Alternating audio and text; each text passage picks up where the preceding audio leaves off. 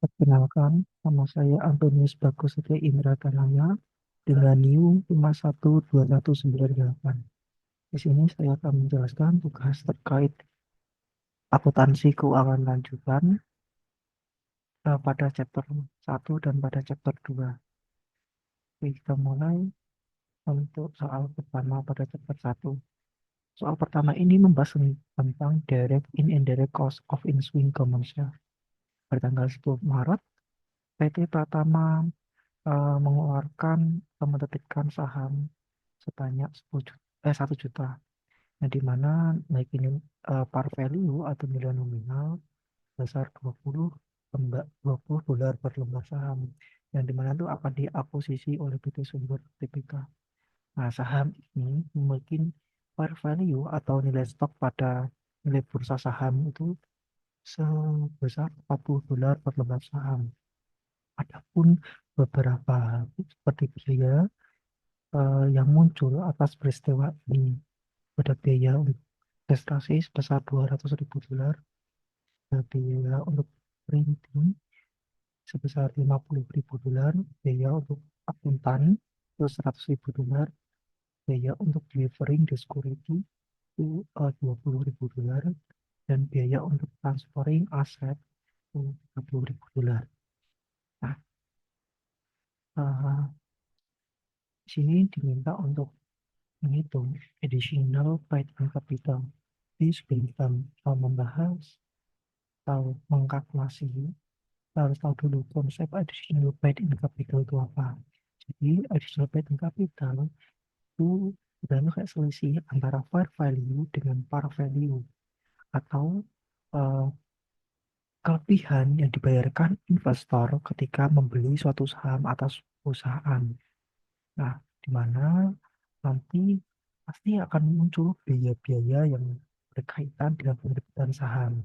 Nah, biaya ini akan mengurangi additional paid in capital itu sendiri. Jadi kita kalkulasinya, ini sini saham yang diterbitkan itu 10 juta lembar saham, lagi nilai fairnya 40, nilai parnya 20. Misalkan definisi yang saya jelaskan tadi, bahwa uh, nilai fair akan mengurangi nilai par. Sorry, akan dikurangi oleh nilai par. Jadi, nilai fairnya 40 dikurangi nilai parnya 20, maka akan menghasilkan 20 dolar. Nah, 20 dolar ini dikalikan dengan saham yang diterbitkan sebanyak 1 juta lembar saham. Nah, hasilnya di 20 juta lembar saham. Terus ini ada muncul biaya-biaya yang telah saya jelaskan tadi. Biaya ini itu meliputi biaya registrasi, biaya printing, dan biaya delivering. Mengapa 100.000 dolar dan 30.000 dolar ini tidak dimasukkan dalam biaya pengurang? Karena dua biaya ini itu berbeda peristiwa. Dua biaya ini tuh terkait dengan business combination atau akuisisi yang dilakukan oleh PT Pratama Tbk kepada PT Sumber Tbk. Maka 20 juta kita kurangi dengan 270, maka menghasilkan 19.730. Ini soal selanjutnya mengenai goodwill or gain or bargain purchase in business combination. Nah, pada tanggal 1 Juli, Winter Inc. membayar 50 juta dolar secara cash untuk pengakuisisi sama Inc. Di mana di sini ada beberapa informasi yang diberikan seperti informasi aset dan informasi liabilitas. Oke, di sini ada beberapa informasi aset seperti cash, consumable, inventory, dan brand aset, serta ada informasi terkait liabilitas seperti account payable dan notes payable. Nah, kalau menghitung fair value, untuk menghitung fair value, kita tuh harus mengurangi dulu aset, kita kurangi dengan liabilitas, maka akan ketemu fair value-nya. Di sini 12.000, ya kita tambah dengan 15.000, tambah 32.000, tambah 40.000, kita kurang dengan liabilitas 50.000, terus kita juga kurang lagi liabilitasnya sebesar 25.000, maka menghasilkan nilai fair value sebesar 59.000.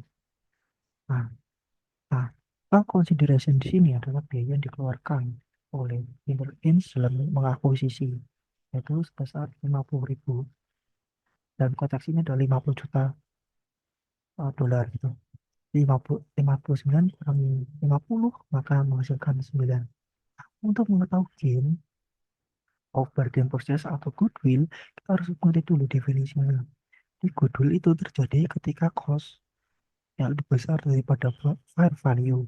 Sedangkan gain of bargain purchase itu kebalikannya, di mana fair value itu lebih besar daripada cost.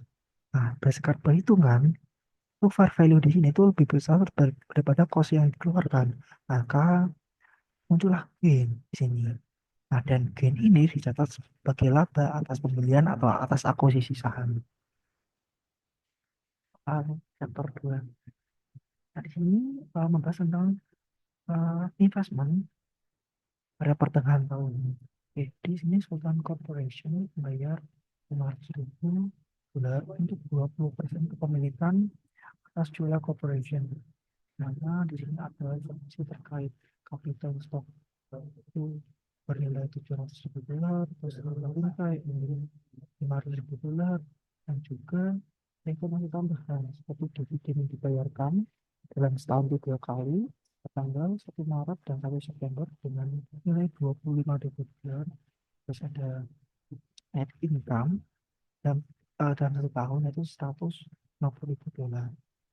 Oke, sini sudah menghitung menggunakan metode fair value cost dan juga metode equity.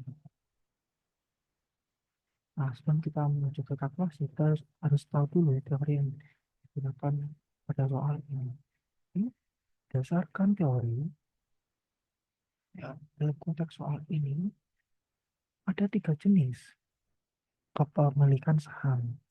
Jadi kepemilikan saham itu dari 3, di bawah 20%, yang kedua 20-50%, dan lebih dari 50%. Nah, pada value cost itu berada di atau digunakan ketika kepemilikan saham atau satu perusahaan itu di bawah 20%. Sedangkan equity method digunakan, perhitungannya digunakan ketika saham kepemilikan saham itu 20 sampai dengan 50%. Pada soal ini tidak cocok ketika kita menghitung menggunakan fair value method, karena berdasarkan soal kepemilikan saham di sini ada 20%. Yang digunakan adalah equity method. Hal ini juga berdasarkan pengaruh yang diberikan investor pas suatu perusahaan.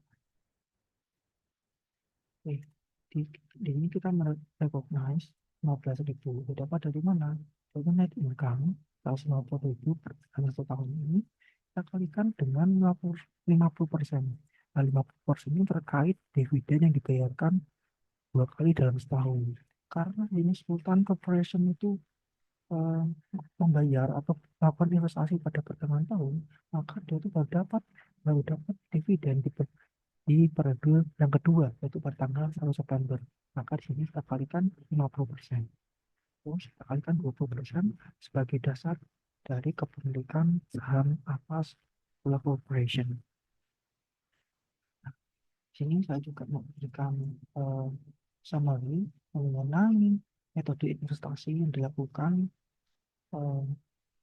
Sultan Corporation di sini. Jadi ada initial cost itu biaya yang dikeluarkan. Ini kita pay 900.000. Nah, kurang dengan dividen. Ya, jadi sini dalam metode ekuitas, dividen itu bagi pengurang atas investasi yang dilakukan. Yang 500.000 kita kurangkan dengan 25.000 dan kita tambah dengan keuntungan kita atas investasi ini sebesar 15.000. Maka menghasilkan ending balance sebesar 490.000. Oke. mengenai investment over book value. Pada soal ini dari BLC membeli saham sebanyak 5.000 dari 20.000 saham yang dikeluarkan oleh Atta PLC, yang dimana biaya yang dikeluarkan pembeli saham itu sebesar 29 juta dolar.